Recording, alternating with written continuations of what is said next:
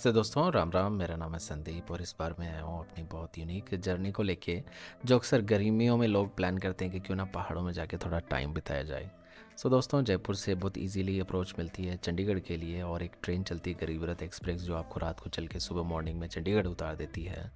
और यहाँ पहुँच के ईजिली आप बस ले सकते हैं कसोल के लिए। स्टेशन से बाहर निकला तो दर्शन होते हैं मुझे एक बहुत पुराने कोल से चलने वाले एक लोकोमोटिव के।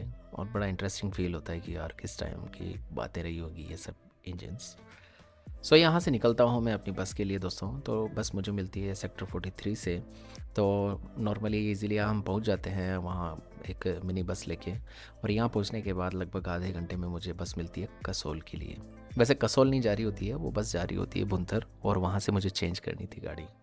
आधे घंटा वेट करने के बाद एक सुंदर सी छोटी सी एक गाड़ी आती है, जो अच्छी एयर कंडीशन होती है, मगर उसका फेयर काफ़ी ज़्यादा था इवन। तो यूजुअली पहाड़ों में ऐसा ही होता है दोस्तों कि आपको थोड़ा ज़्यादा किराया देना होता है। और यूजुअली यहाँ पे ऐसा होता है कि जितनी भी बसेस है जो लॉन्ग रूट से आती है, लाइक दिल्ली से या किसी और सिटी से, तो वो मोस्टली रात के समय चलती है। तो दिन के टाइम पे गवर्नमेंट बसेज़ ही ज़्यादा अवेलेबल होती है, तो मैंने गवर्नमेंट बस लेना ही ठीक समझा। वैसे ज़्यादा लोग नहीं थे मेरी गाड़ी के अंदर, बट फिर भी ओके था।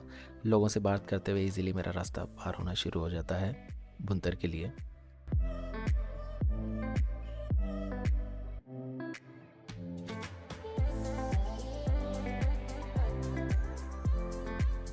सावन के अंधे के जैसे मेरी गाड़ी में जो मेरी बस थी उसके अंदर भी एक फ़िल्म चढ़ी हुई थी खिड़कियों के ऊपर। तो देख के लग रहा था कि जो बाहर हरा नहीं है वो मेरी खिड़की की वजह से हरा हरा दिखना शुरू हो जाता है। थोड़ी देर के लिए ऐसा चलेगा जब तक कि मैं बस में रहता हूँ, उसके बाद ये हरा फिल्टर नहीं आने वाला है।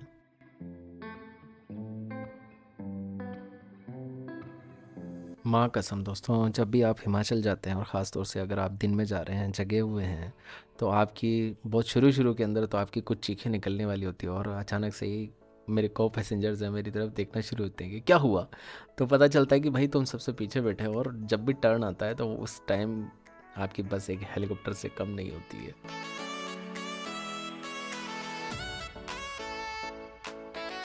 दोस्तों, जब जब भी मैं मनाली के एरिया में आया हूँ तब मैं अक्सर रात को ही आया हूँ। मगर दिन के टाइम फर्स्ट टाइम मैं जब आता हूँ तो मुझे पता चलता है कि किस तरह का टेरेन है वैसे इस एरिया के अंदर। लाइक जैसे हम चंडीगढ़ से निकलते हैं तो सबसे पहले आता है रूपनगर, और छोटे छोटे डिस्ट्रिक्ट्स आते हैं पंजाब और हरियाणा, पंजाब के। और इसके बाद आनंदपुर साहिब के बाद से ही एक स्वार घाट का एरिया शुरू हो जाता है, जो यूजुअली ज्योग्राफी का एक बड़ा चेंज होता है, जिसके अंदर लोअर हिमालयाज़ के मिट्टी के पहाड़ आपको दिखने शुरू होते हैं, और कुछ जो पंजाब की नदियाँ हैं, हिमाचल पंजाब की नदियाँ, वो धीरे धीरे विजिबल होना शुरू होती हैं। तो जैसे ही स्वार घाट हम उतरते हैं धीरे धीरे धीरे धीरे, तो उसके बाद हम पहुंचते हैं लाइक बिलासपुर, मंडी, इस तरह का एरिया आता है जो लगभग छोटे छोटे पहाड़ों से घिरा हुआ है। और रास्ते में बसेस रुकती रहती है, क्योंकि दिन का टाइम है तो लोगों के लिए लंच, चाय और फ्रेश होने के लिए थोड़ा टाइम मिल जाता है। और इवन जो बसेस होती है उनको भी थोड़ा ब्रेक चाहिए, क्योंकि जैसे गाड़ी चढ़ना शुरू होती है तो पता लगता है कि गाड़ी को कितना वर्क करना होता है इस एरिया के अंदर। इधर गाड़ी तेज़ चल सकती है या फिर उनको रुक रुक के चलना होता है। तो छोटे छोटे जब ब्रेक्स आते हैं तो थोड़ा रुकते हैं, चाय वाय पीते हैं, चिल मारते हैं, और फिर धीरे धीरे हमारी जो जर्नी है वो आगे बढ़ती रहती है।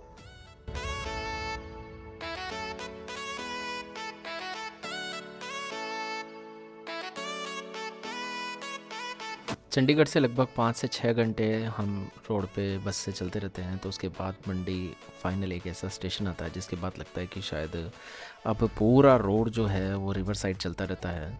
और इसके बाद लगता है कि अब बहुत जल्दी कोई एक ऐसा सीन आएगा जिसके बाद आपको स्नो माउंटेन दिखना शुरू हो जाएगी। और इवन जो टेरेन था, जो रोड साइड थी, वो भी काफ़ी डिफ़िकल्ट होती जाती है, जहाँ पर लैंडस्लाइड एरियाज़ दिखते हैं। और कम्प्लीटली जो रोड होता है वो रिवर साइड चलता रहता है, जो एक ब्यास रिवर है, ये मनाली की तरफ से आ रही होती है। दोस्तों, काफ़ी थका हुआ तो फील कर रहा था मैं यहाँ पे, क्योंकि रात को भी मैं ढंग से सो नहीं पाया था। मगर फिर भी एक्साइटमेंट था, क्योंकि दिन का सफ़र था और कुछ लग रहा था कि वो चीज़ें देखी जाए जो कभी मैंने रात में नहीं देखी है जब यहाँ से गुजरा था। तो काफ़ी इंटरेस्टिंग लगता है, क्योंकि रोड्स बड़े डेंजर होते हैं। अगर कोई फर्स्ट टाइम इस एरिया में आ रहा है तो उसको डेफिनेटली डर लगेगा, क्योंकि बस एक तो बहुत तेज़ चलती है इस एरिया में, और उसके बाद जो ड्राइवर के स्किल्स होते हैं, बाप रे, मुझे तो GTA गेम याद आने लग जाता है यहाँ पे।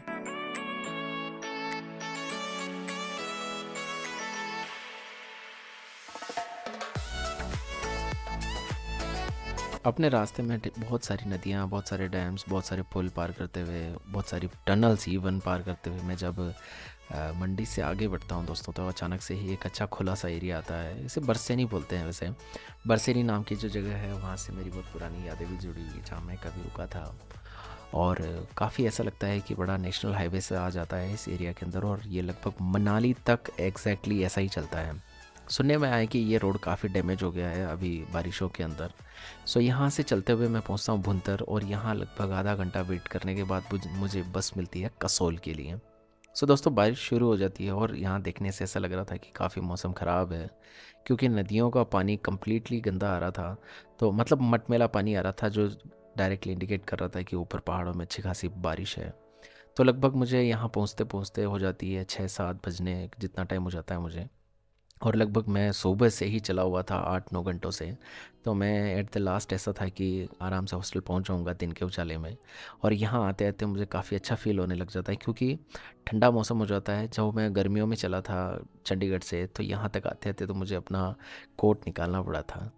और यहाँ आने के बाद मैंने थोड़ा कॉफ़ी वगैरह पिया एक अच्छे से कैफ़े में बैठ के। मैंने सोचा कि चेक इन से पहले थोड़ा सा रिलैक्स हो जाए।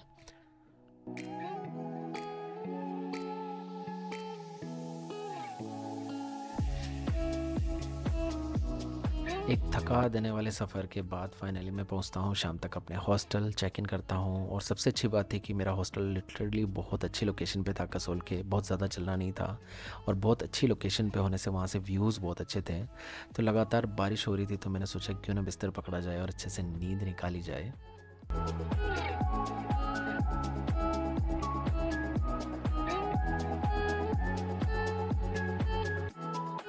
राम राम भाइयों। पहाड़ों की यात्रा का आज मेरा दूसरा दिन, और एक अच्छी नींद लेने के बाद पता चलता है कि भाई मेरी जिस विंडो पास में थी, मेरे बेड के पास, उसमें से पूरी रात हिमालय की ठंडी हवा आती रही। और मैं चुपचाप अपने बिस्तर में सोता रहा, ये सोच के कि शायद बाहर बर्फ़ गिर रही है। मगर खिड़की खोल के देखा तो पता चला कि पूरी रात से बरस रहा है। सोचा कि क्यों ना थोड़ा टाइम यूटिलाइज़ किया जाए, कैफ़े एरिया में जाके थोड़ा खाया पिया जाए, लोगों से बात बात की जाए कि लोग क्या कर रहे हैं। अच्छा हॉस्टल होने की वजह से यहाँ अच्छा डिसेंट क्राउड था। मोस्टली काफ़ी लोग ऐसे थे जो जयपुर के थे इवन। और थोड़ी बहुत दोस्ती होती है, पता चलता है कि क्या क्या कर सकते हैं यहाँ आसपास के एरिया में। तो कुछ खा पी के ज़रा सी बारिश रुकती है, तो सोचा है कि चल के बाहर थोड़ा सा घूमा फिरा जाए और ढूंढा जाए कि क्या कुछ करा जा सकता है, आगे का क्या प्लान किया जाए। सो मैं छोड़ता हूँ अपना बिस्तर और निकलता हूँ बाहर कसोल के अंदर। तो मुझे दिखता है एक बहुत सुंदर सा गार्डन, इसे नेचर पार्क बोलते हैं वैसे। और ख़ास तौर से ये यहाँ की हिमालयन ब्यूटी को लेके बहुत अच्छे अच्छे लैंडस्केप्स यहाँ पे बना रखे हैं। थोड़ी देर पार्क देखने के बाद पता चलता है कि यार यहाँ तो बच्चों वाला काम है, मतलब कुछ भी ऐसा नहीं है जिसको फील करने के लिए आप इतना दूर से आए हो। तो यहाँ आने के बाद टिकट विकेट लिया, थोड़ा फ़ोटो वोटो क्लिक किया, थोड़ा सा घूम के पूरा लैंडस्केप जहाँ परखा। ख़ास तौर से ये पार्क जो बना है, ये उन लोगों के लिए बना है जिन्होंने उत्तराखंड के अंदर चिपको आंदोलन में भाग लिया था और फॉरेस्ट को लेके, पेड़ों को बचाने के लिए बहुत अच्छे बड़े काम किए हैं। तो दोस्तों, आधे घंटे में इस पार्क को निपटाया फ़ोटो वोटो खींच के, और इसको अलविदा कहते हुए मैंने सोचा कि कहीं बाहर चला जाए।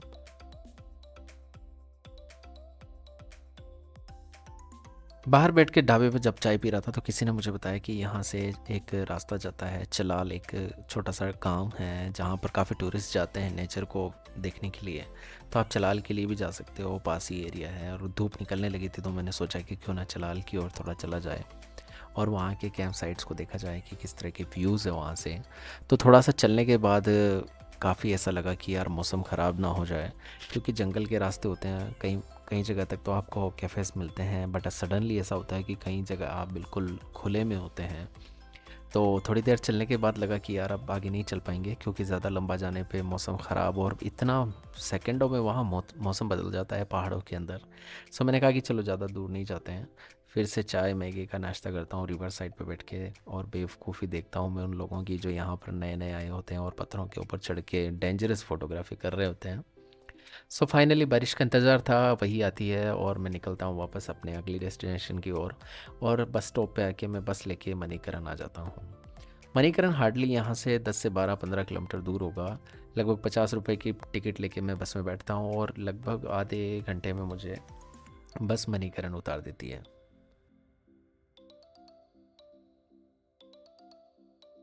तो दोस्तों पहुंचता हूँ मैं मणिकरण पे, जहाँ दूर से देखने पर लगता है कि कुछ धुआं जैसा उड़ रहा है, मगर असल में ये धुआं नहीं होता है। ये सल्फ़र स्प्रिंग्स जो होते हैं, सल्फ़र के झरने जो होते हैं, वहाँ से वाटर वेपर बाहर निकल रही होती है। तो दोस्तों मणिकरण बिल फेमस है बहुत ज़्यादा मणिकरण गुरुद्वारे के लिए और यहाँ पर कुछ हिंदू मंदिरों के बारे में। और वेल इस जगह को अगर देखा जाए तो एक तरीके से इसको पूरा धार्मिक आप लुक दे सकते हैं, क्योंकि यहाँ पर उस तरह का क्राउड नहीं आता है जो असल में इन पहाड़ों में घूमने आता है, मतलब माल फूकने के लिए और या पार्टी करने के लिए।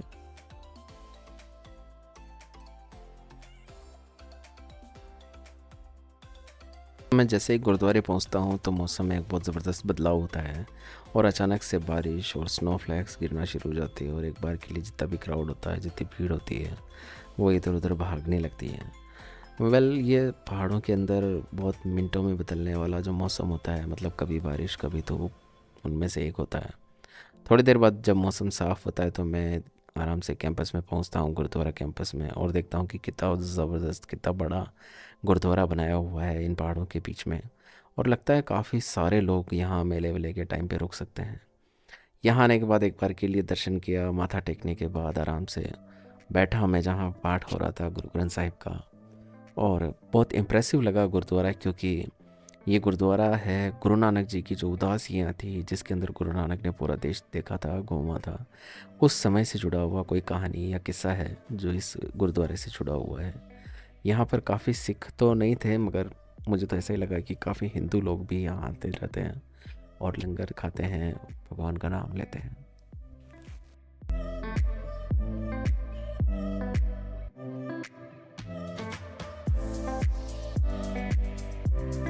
दोस्तों इस गुरुद्वारे की सबसे अच्छी बात क्या है कि गुरुद्वारे में जो लंगर मिलता है, मतलब जो भोजन प्रसाद मिलता है, वो असल में पास के ही शिव मंदिर में बनता है। असल में वहाँ पे एक बहुत बड़ा हॉट स्प्रिंग है जिसके अंदर बहुत सारे बर्तन रखे होते हैं और एक तरीके का ये सौहार्द, जिसको ब्रदरहुड बोलते हैं, उसको बिल्कुल साफ साफ अपन देख सकते हैं।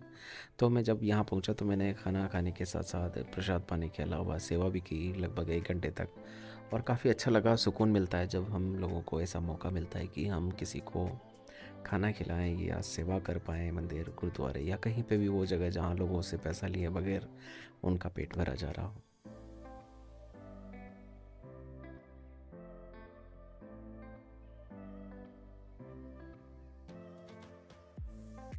मणिकरण का असल में संबंध हिंदू पौराणिक कथाओं से जुड़ा हुआ है, जिसके अंदर भगवान शिव का एक मंदिर है यहाँ पर, जहाँ से एक जुड़ी हुई कथा है एक मणि को लेकर जो भगवान शिव ने माँ पार्वती को दी थी। मैं नेक्स्ट एक सेपरेट वीडियो में आपको बताऊंगा कि मणिकरण की कहानी क्या है।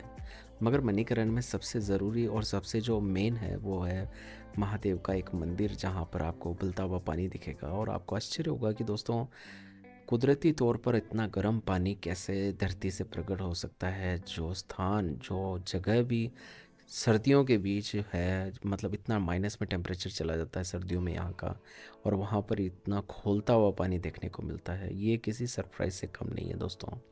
यहाँ भगवान के दर्शन किए मैंने और इससे आगे निकलता हूँ मैं रघुनाथ मंदिर की ओर, क्योंकि यहाँ पर छोटे छोटे बहुत सारे मंदिर हैं। तो इन मंदिरों को देखते हुए मैं आगे निकलता हूँ रघुनाथ मंदिर, और यहाँ पर मुझे दिखता है एक पुराना सा रथ जो असल में कुल्लू दशहरे में काम आता है।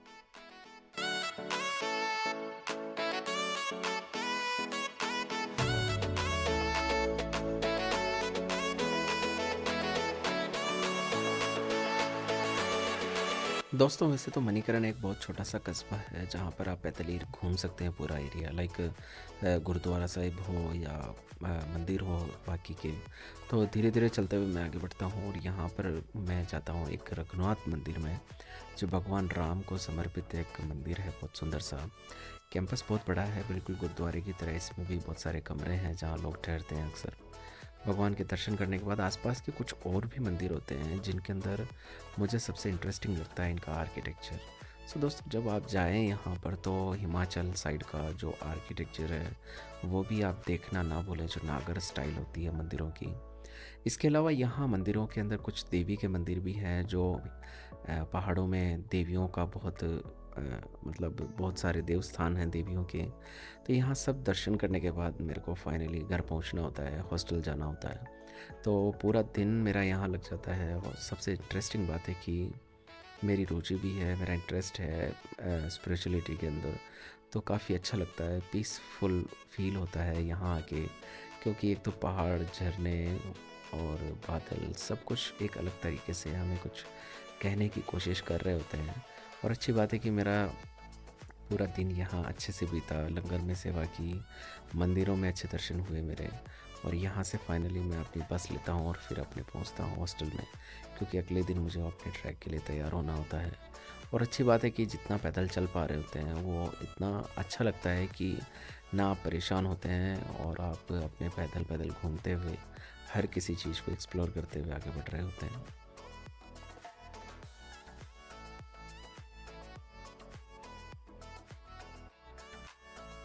पूरा दिन मणिकरण घूमने के बाद दोस्तों पहुंचता हूँ मैं वापस अपने हॉस्टल। और रात को अच्छी नींद लेने के बाद मॉर्निंग में जब मैं सुबह उठता हूँ तो देखता हूँ कि मौसम पूरा साफ़ है और ये मौसम बिल्कुल परफेक्ट है ट्रैकिंग करने के लिए। तो मैंने सोचा कि क्यों ना जल्दी से तैयार हुआ जाए और टाइम से ट्रैक के लिए स्टार्टिंग पॉइंट पर पहुंचा जाए। सो दोस्तों मैं अपना बैग पैक करता हूँ, जितना ज़रूरी सामान था मेरा वो सारा लिया मैंने। और अपने हॉस्टल को अलविदा कहते हुए मैं निकलता हूँ अपने ट्रैक के लिए। और यहाँ से मुझे जाना होता है कसोल से बरसैनी नाम की एक जगह है वहाँ तक। तो मुझे सेम वैसी ही बस दोबारा लेनी होती है जो मुझे 2 दिन पहले, 1 दिन पहले मुझे मणिकरण से आसपास के एरिया में घुमा रही थी।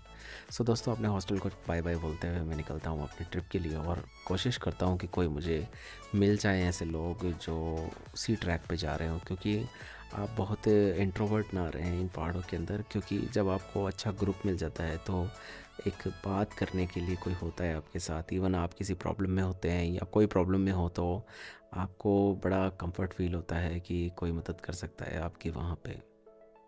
और ज़्यादा अच्छा होता है कि कोई बात करने वाला हो तो सारा रास्ता बहुत अच्छा कट जाता है। सो मैं अपनी बस लेता हूँ और लगभग 1 घंटे 1.5 घंटे की जो ड्राइव होती है उसको करते हुए मैं बहुत ज़्यादा हाई एल्टीट्यूड वाले एरिया में जा पहुँचता हूँ, जहाँ से स्नो पीक्स बहुत ही ईज़िली विजिबल होती है। और इन स्नो पीक्स को देख के अपने आप एक्साइटमेंट आना शुरू होता है, क्योंकि फाइनली ये वो पॉइंट होता है जहाँ आके आपको बहुत एक्साइटमेंट होता है, मगर एक सामने चैलेंज होता है कि इन पहाड़ों को कैसे चढ़ोगे आप।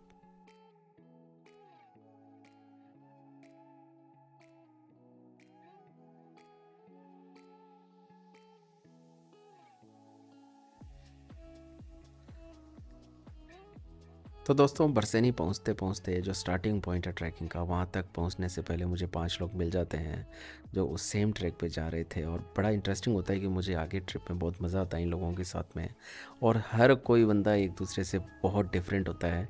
एक बंदा महाराष्ट्र से था और 2-3 बंदे जो थे उनमें से लड़कियां भी थी, उनमें से एक मथुरा से, वृंदावन साइड से थे। तो काफ़ी इंटरेस्टिंग ग्रुप बन जाता है। और यहाँ थोड़ा सा रेस्ट करने के बाद और चाय वाय पीने के बाद, लाठी डंडे लेने के बाद हम निकलते हैं अपने ट्रैक पे। इस ट्रैक पे जाने के वैसे 2 रास्ते हैं, तो इस बार मैंने एक वो रास्ता लिया जो मैंने पिछले ट्रैक पे नहीं लिया था, पार्वती डैम के जस्ट ऊपर से जो फॉरेस्ट होके जाता है। तो कहा जाता है कि वैसे दिन के टाइम में फॉरेस्ट होके जाना चाहिए, क्योंकि दिन के टाइम में जो रुद्रनाग वाला रास्ता है उसमें काफ़ी धूप होती है। तो ये फॉरेस्ट वाला रास्ता ऐसा है जिसके अंदर थोड़ी डिफ़िकल्टीज ज़रूर है, मगर फिर भी इसके अंदर आप छाया के अंदर चलते रहते हैं तो आपको हीट वाला इशू नहीं रहता है या आप ज़्यादा परेशान नहीं होते हैं। और कैफ़ेज़ वगैरह भी यहाँ पर रुद्रनाग वाले रास्ते के बजाय काफ़ी ज़्यादा हैं। सो हम लोग धीरे धीरे चढ़ते रहते हैं और काफ़ी डिफ़िकल्ट तो है रास्ता, मगर उसके बाद भी हमारा जो ग्रुप है उसके अंदर एक जोशीला हमारा कैप्टन होता है जिसने काफ़ी सारे ट्रैक्स किए हुए हैं हिमाचल के अंदर। तो हमें उसके एक्सपीरियंस का काफ़ी फ़ायदा मिलता है और हम चुपचाप उसकी डांट सुनते हुए आगे बढ़ते रहते हैं, क्योंकि उसने टारगेट दिया था कि शाम से पहले हमें खीर गंगा पहुंचना है और वापस भी उतरना है। तो मैंने उनको कहा यार वापस तो शायद मुझे पता नहीं आ पाएंगे क्योंकि काफ़ी दूर का रास्ता है। तो भाई उसके होने से हमें ये हेल्प मिलती है कि कम से कम हम तेज़ चलते हैं और टाइम से पहले, मतलब शाम होने से पहले हम अपने बेस कैंप के आसपास पहुंच जाते हैं। तो दोस्तों ट्रैकिंग करते हुए हमें लगभग 6 से 7 घंटे हो जाते हैं और काफ़ी मुश्किल आ रही होती है। उसका रीज़न होता है कि कई बार बारिशों की वजह से जो ट्रैकिंग जो वेज़ होते हैं उनमें काफ़ी स्लिपरी हो जाते हैं कीचड़ होने की वजह से। तो कई बार ये प्रॉब्लम्स आती है दोस्तों, तो वहाँ पर बड़ा ध्यान रख के चलना होता है पत्थरों पे पैर रखते हुए। और दूसरी प्रॉब्लम ये थी कि हम लोग काफ़ी आदी नहीं थे, मतलब चलने के हैबिचुअल नहीं थे, तो हमें चलने में भी प्रॉब्लम आ रही थी। और हम ग्रुप में थे तो डेफ़िनेटली हमें ग्रुप से चलना था।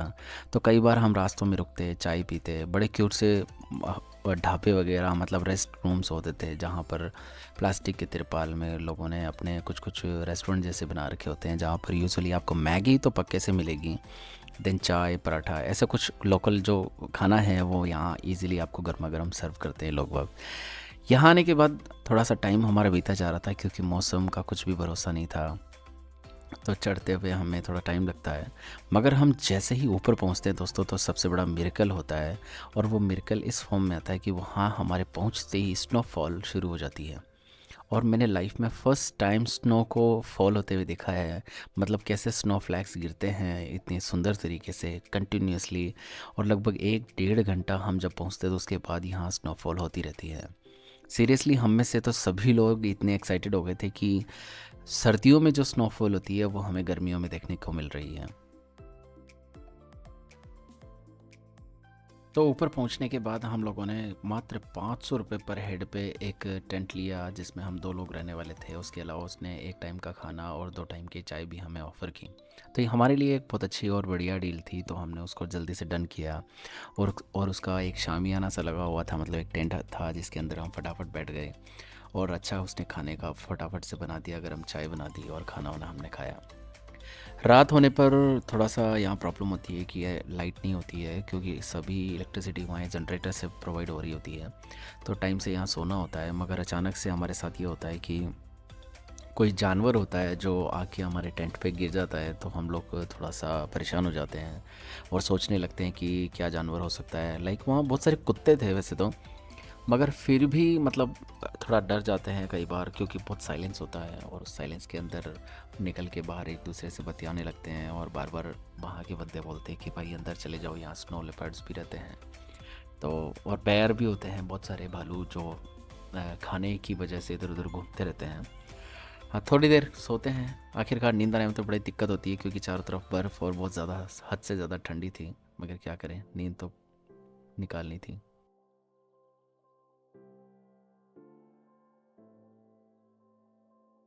तो राम राम भाया, नया दिन का नया सवेरा और इतना आके इतना मज़ा आ जाता है दोस्तों जब हम अपना टेंट खोल के बाहर आते हैं। तो इतना साफ सुंदर और स्नो चारों तरफ दिखती है, बर्फ़ को देखकर तो ऐसा लगता है कि भाई कैलाश में आ गए हैं। तो आज की सुबह ऐसी होती है कि लगता है पूरे दिन हम एनर्जी में हाई रहने वाले हैं। तो उठने के बाद तुरंत हम करते हैं अपने काम। लाइक सबसे पहले हमें जाके वो हॉट वाटर स्प्रिंग पर नहाना होता है, कुछ वीडियोस बनाने होते हैं, उठ के चाय वाय पीनी होती है। तो हम लोगों ने सबको बारी बारी से जगाना शुरू किया और हल्ला मचाना शुरू किया कि भाई टाइम से तैयार हो, नहीं तो हम नीचे वापस नहीं पहुंच पाएंगे, क्योंकि हमारा एक दूसरा रास्ता लेना था। तो सभी लोग तैयार होते हैं, चाय वाय पीते हैं और उसके बाद हम लोगों को कुछ फ़ोटो वोटो में भी बहुत टाइम लगता है। तो यहाँ से निकल के हमें ऊपर, यहाँ मंदिर है जिसके अंदर एक शिव जी का मंदिर है और उसके अलावा एक मंदिर है जो भगवान कार्तिकेय के लिए बना हुआ है एक गुफा के अंदर। तो पिछली बार मैं नहीं गया था, तो इस बार मैंने सोचा कि शायद इस बार मैं ज़रूर जाऊंगा यहाँ से। और ये सोच के हम लोग यहाँ से निकलते हैं नहाने के लिए सबसे पहले, क्योंकि हॉट स्प्रिंग्स में नहाना इतना इजी नहीं होता है। मगर फिर भी हम लोगों ने हिम्मत की कि नहाएंगे ही नहाएंगे। तो बॉयज़ जितने थे वो सब जाते हैं, नहाते हैं अच्छे से, और नहाने के बाद हम निकलते हैं ऊपर मंदिर के लिए जहाँ पर एक केव बनी हुई है।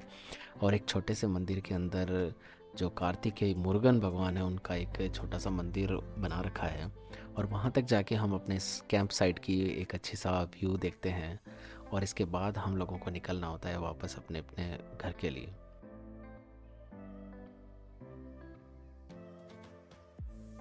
तो दोस्तों उतरते टाइम हम लेते हैं रुद्रनाग वाला रास्ता, क्योंकि हमारे ग्रुप ने डिसाइड किया कि हम दोनों रास्तों को एक एक बार देखेंगे, क्योंकि इनमें से कुछ लोग थे जो शायद पहली बार आए थे, तो मैंने भी कहा कि चलो इस बार रुद्रनाग होते हुए चलते हैं। तो ये रास्ता जब पार करते हैं तो पार्वती नदी भी बीच में आती है, और बहुत इंटरेस्टिंग लगता है कि यही नदी की वजह से इस वैली को पार्वती वैली कहा जाता है, और इसी वैली में है माँ पार्वती और भगवान शिव परिवार जो है उसका एक बहुत अच्छा स्थान। सो दोस्तों, बारिशों में तो बड़ा ज़बरदस्त होता है ये सीन यहाँ का, मगर ये 10-12 किलोमीटर का जो सफ़र होता है ट्रैकिंग का, ये बहुत मज़ेदार तरीके से कट जाता है जब हम नदी के पास से गुज़रते हैं और छोटे छोटे पुलों से। तो निकलने के बाद हमें दिखता है रुद्रनाग मंदिर, जहाँ अक्सर जो पहाड़ी कुछ उत्सव होते हैं, फेस्टिवल्स होते हैं, तो वहाँ पर देवताओं की डोली निकाली जाती है। और रास्ते में ही मुझे मिलता है मेरा पुराना कैफ़े, जहाँ कभी मैं रुका था रात को। तो बाबा को मैंने बोला कि बाबा, कभी हम आए थे यहाँ पे, अभी आपका टेंट चल रहा है नहीं चल रहा है, और तुम्हारी वाइफ जो है अम्मा वो कहाँ है आजकल। तो थोड़ी देर गप्पे लगाने के बाद फिर हम निकलते हैं वापस आगे के लिए। रास्ता ये काफ़ी बोरिंग लगा मुझे फॉरेस्ट के बजाय, क्योंकि यहाँ काफ़ी चलना होता है और बीच में कुछ नहीं होता, और पगडंडी बहुत नैरो होने की वजह से कई बार डर रहता है कि कोई आदमी नीचे ना फिसल जाए। तो फाइनली चलते रहते हैं, मज़ा आता है। रास्ते में बहुत सुंदर से गांव आते हैं, और ख़ास तौर से हमें पहाड़ी घर जो होते हैं उनको देखने का मौका मिलता है। लिटरली ये घर इतने पीसफुल लगते हैं ना कि अब क्या कहूँ, दूसरों की थाली में घी ज़्यादा नज़र आना। हो सकता है कि यहाँ के लोग अच्छा नहीं फील करते हों यहाँ पहाड़ों में रह के, मगर मुझे तो लगता है कि शायद मैं अपनी लाइफ यही बिता दूँ। तो फाइनली इन सब को अलविदा कहते हुए हमें तेज़ी से अपने आगे की ओर बढ़ना था, क्योंकि हमारी बसेस की टिकट हमने बुक कर रखी थी, और हमें आज के ही रात निकलना था दिल्ली के लिए वापस, क्योंकि मेरे लिए चंडीगढ़ आना और चंडीगढ़ से एक ब्रेक जर्नी करना काफ़ी मुश्किल था। तो चलते हुए हम काफ़ी आगे पीछे हो जाते हैं हम मेंबर्स, और एक बार के लिए तो खो ही जाते हैं, क्योंकि हमारी बसेस थी कसोल से दोबारा से। तो हम कसोल पहुंच के अपना फ़ोन वोन चार्ज करते हैं, मिलते हैं, और आज सब साथ में बैठते हैं गाड़ी में और दिल्ली के लिए निकल पड़ते हैं। बस काफ़ी कंफर्टेबल थी, ये वॉल्वो बसेस जो चलती है वो काफ़ी इजी होती है, और रात का सफ़र बड़े आराम से निकल जाता है।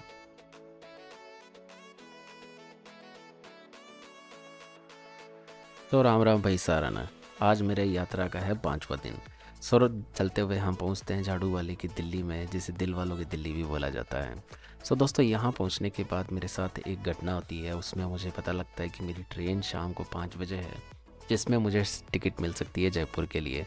मैंने सोचा कि क्यों ना सुबह से लेकर शाम तक एक और बड़ा काम किया जाए और इस दिल वालों की दिल्ली को भी एक्सप्लोर किया जाए। दोस्तों, सुबह सुबह मेट्रो कार्ड बनवाया, जहाँ जहाँ मेट्रो जाती थी वहाँ वहाँ मेट्रो से गया, और जहाँ नहीं जाती है वहाँ अपने 11 नंबर की गाड़ी, मतलब दोनों पैरों से चलते हुए पहुँचा। तो दोस्तों, दिल्ली का सफ़र हमने शुरू किया सफदरजंग से। सबसे पहले यहाँ हमने देखा आगरे के ताजमहल का छोटा सा नमूना, और उसके बाद पैदल पैदल ही अपन पहुँचे लोधी गार्डन, और लोधी गार्डन से पैदल पैदल चलते हुए भाई एम्बेसडरों के घरों के बीच से निकलते हुए खान मार्केट के मशहूर छोले भटूरे। यहाँ खाने के बाद मेट्रो लेके पहुँचे अपन लोटस टेम्पल, और भाई मेरी तो आंखें फटी के फटी रह गई वहाँ घुसने के लिए। जितनी भीड़ हमने देखी उतनी तो बालाजी के मंदिर में ना लगे भाई। वहाँ 5 मिनट भगवान का नाम लिया, और अपन आ गए भाई कर्तव्य पथ। मोदी जी अपने भाषण देते हैं मित्रों मित्रों करके। भाई लोटस टेम्पल देख के अपन आ गए वापस कर्तव्य पथ पर, जहाँ से मोदी जी हर बार भाषण देवे करे चाहे। यहाँ आने के बाद भाई हमने देखा नेशनल म्यूज़ियम, जिसकी दिल में बड़ी तमन्ना थी। नेशनल म्यूज़ियम देखने के बाद तो भाई मेरा जैसा आदमी जैसे दूसरी बार गंगा जी में ना गया हो। नेशनल म्यूज़ियम में बस इतनी सी प्रॉब्लम थी कि वहाँ वीडियो नहीं बनाने देते हैं, तो अपन ने तो बार बार का वीडियो बनाया, और सबसे बड़ी डिस्प्ले अपन ने देखी जिसके अंदर आप सारी जानकारी ले सकते हैं। इसका दीदार करने के बाद भाई अपन आ गए रोड पे, जहाँ इंडिया गेट देखा और राष्ट्रपति भवन देखा, जहाँ हमारे राष्ट्रपति महोदय आजकल बैठते हैं। दोस्तों, पूरी दिल्ली की लवाजमे का अपन ने व्यू देख के अपन निकलते हैं अपने घर की ओर। भाई इतने दिनों में अब आने लगी अपने को घर की याद। भाई पकड़ी ट्रेन जयपुर के लिए, और बैठ के चुक चुक चुक चुक करते हुए हम पहुँचते हैं अपने शहर जयपुर। तो दोस्तों, ये थी मेरी एक और कोशिश, जिसमें मैंने अपनी जयपुर से लेके हिमाचल और दिल्ली से होते हुए वापस जयपुर की एक ट्रिप का वीडियो बनाया है। आई होप आप सभी को ये पसंद आएगा, और आपकी भी कोई क्वेरी हो, कोई आपका सवाल हो, तो प्लीज़ मुझे कमेंट सेक्शन में बताएं कि आप क्या जानना चाहते हैं। और जो फर्स्ट टाइम जाना चाह रहे हैं इस एरिया के अंदर, तो आप प्लीज़ मुझसे बात करें, मैं आपकी काफ़ी मदद कर सकता हूँ। इसके अलावा इसी तरीके की इंटरेस्टिंग वीडियोस के लिए मेरे चैनल से जुड़े रहे दोस्तों। और आप मुझे इंस्टाग्राम पे भी जुड़ सकते हैं मुझसे, संदीप सुखवाल मेरी आईडी है इंस्टाग्राम पे। और इसी तरीके की इंटरेस्टिंग वीडियोस के लिए मेरे चैनल से जुड़े रहें और प्लीज़ मुझे बताएं कि आपको क्या अच्छा लगा है। मैं बहुत नया हूँ इस सब व्लॉगिंग के अंदर और आई होप कि धीरे धीरे मैं कुछ और अच्छा कर पाऊँगा इन सब के अंदर। तो मिलते हैं नेक्स्ट वीडियो में, तब तक के लिए धन्यवाद, नमस्कार।